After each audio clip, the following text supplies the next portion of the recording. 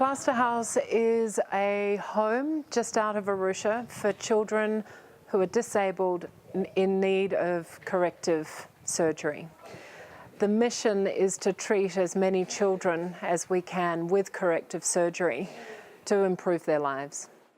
Out of the Plaster House, we run an outreach program into about 30 villages and communities where we identify children with disabilities who require corrective surgery. We see a lot of children here with clubfoot.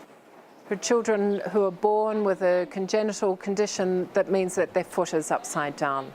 We see children with fluorosis. We also see a lot of children here with hair-lip cleft palate.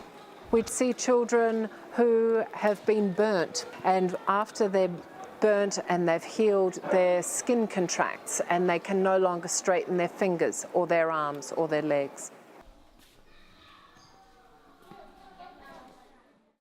Children come into the Plaster House, they're assessed, they have surgery done, and after the surgery they come back here for a period of recuperation and rehabilitation.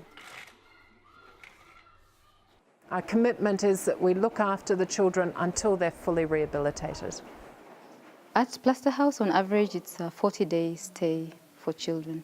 It can vary to more than a year to a few months, depending on the condition of the child. Whereas at the hospital, they can be limited only to be there for a few days, then they're forced to leave because then they would have to pay more. While at the Plaster House, they would get better care, they get all their meals prepared right here, and the kids maybe be playing or be in class with a teacher, doing a reading lesson or singing or a religion class.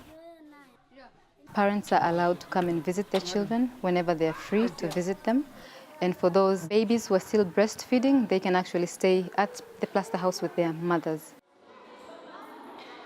So thinking about sustainability, we're putting in a lot of systems so that my team are able to run the Plaster House whether I'm here or not.